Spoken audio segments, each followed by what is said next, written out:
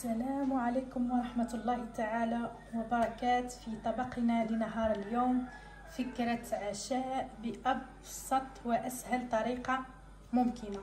اليوم راح نحضروا عشاء يوجد فاخر ويوجد في دقائق. بسم الله على بركة الله. عندنا راح نديروا أفخاذ الدجاج مفورين. بسم الله. عندنا هنا تكويس مغسولين منقيين كما راكم تشوفوا.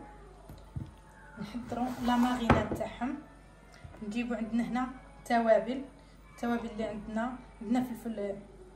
عندنا فلفل اسود وراس الحانوت وتوابل الدجاج.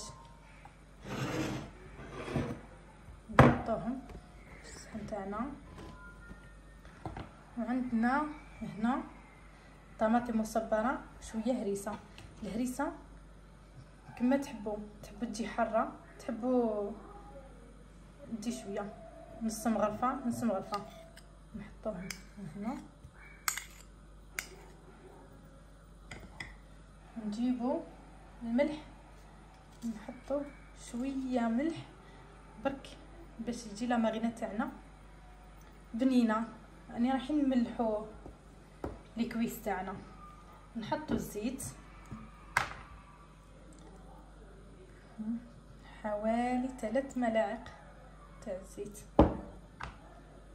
نزيدوا معاهم ملعقه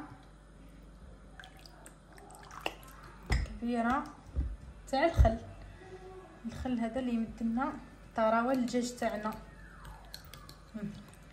نخلطوا مليح لا ماريناد تاعنا كما راكم تشوفوا. فوالا نحطوها بشي ونجيبوا الكويس تاعنا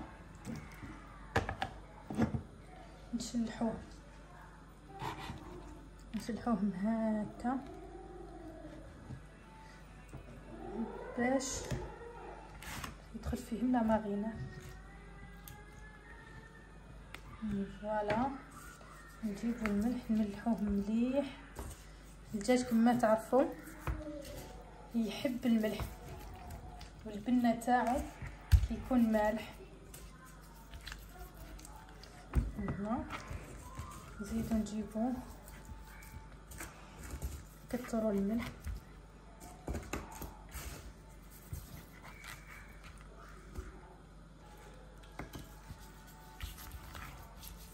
نمسحوهم هكا بالملح.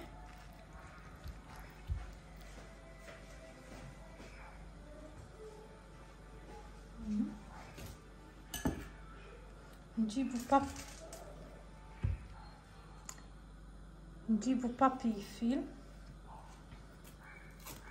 رايحين نلفو الدجاج تاعنا.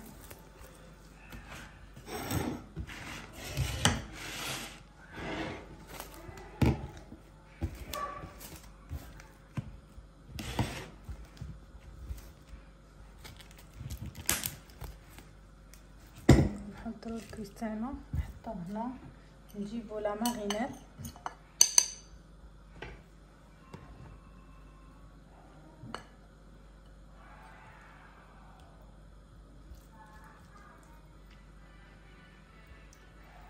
ندهنوا الكويس تاعنا جيدا باش يدخل في الفتحات اللي قسمنا وتدخل البنه.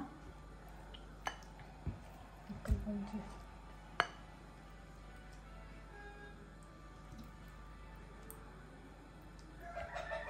كما راكم تشوفوا نلف الكويس تاعنا هكا. نجيب بابي الومنيوم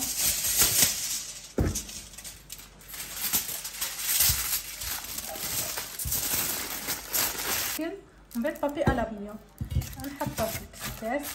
نزيدو الكويس تاعنا الثاني نحضروه ونديو نحطوهم يفوروا. هنا بعد ما فار الدجاج تاعنا طفينا عليه رايحين نحطوه في طبق التقديم. كما راكم تشوفوا طايب ما شاء الله.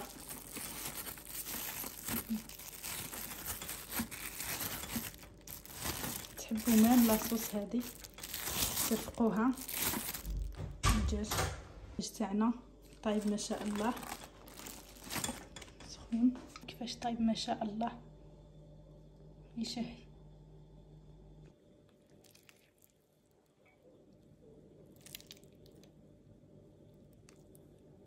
ما شاء الله.